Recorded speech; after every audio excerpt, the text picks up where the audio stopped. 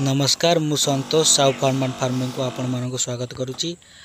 आज आम कथा आपेल बेर फार्मिंग रे फ्लावरिंग फ्रुटिंग सीजन रे कौन मेडिसिन स्प्रे करिया दरकार, को परिस्थिति रे को मेडिसिन स्प्रे करिया दरकार, सेथि मध्यरु दुईटी मेडिसिन विषय में कथा।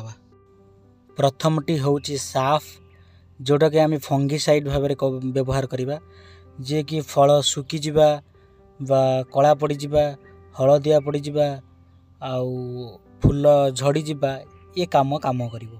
द्वितीयटी होची धानजाइम गोल्ड, जहाँ फलर फ्रुटर गछर ग्रोथ को फ्रुटिंग टाइम रे समांतराल भावे बजाय रखिवो। यही दुईटी मेडिसिन के आमे गोटे टांकी रे मिसेई भी नहीं परिबा, आउ अलग अलग मध्य पकई परिबा। जदि आमे साफ नवा तो 16 लिटर टांकी रे 32 ग्राम, आउ जदि आमे ध्यानजाइम नवा ताले आमे सेथिरे 32 ग्राम भी नवा। जदि यह लिक्विड फॉर्म में थाए ताले 32 ml नवा। यह को पानी रे भल भाव रे मिसेइबा और भल भाव रे मिसेई साइला परे गछर समांतराल भाव रे चारिपटरे भल भाव रे स्प्रे करिबा।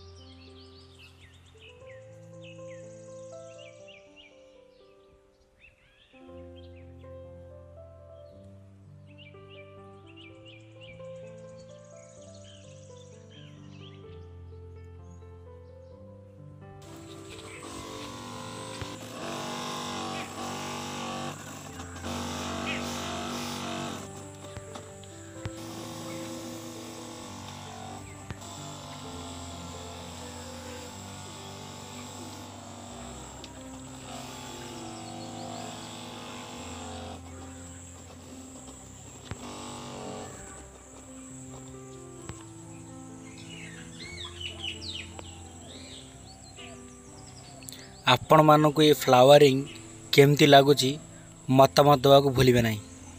इन माध्यम निश्चिंत जनइबे आपण देखुथिबा ये फ्लावरिंग आपेल बेर रो फ्रूट बा भेराइटी को भेराइटी।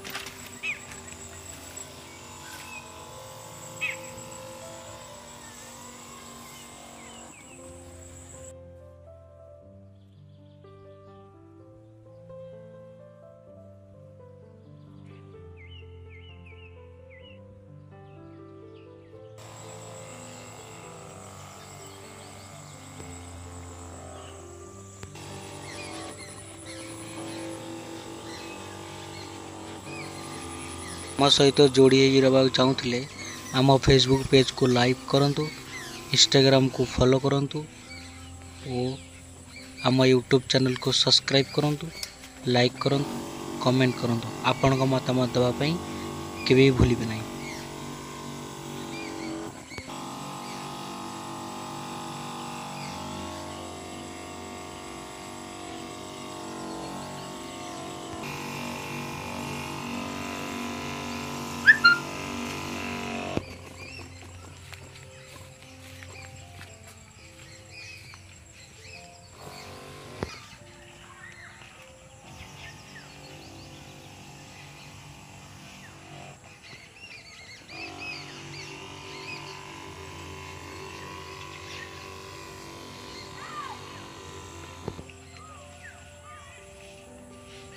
रहुची नमस्कार पुणी देखा हबो गोटे नुआ टॉपिक पर।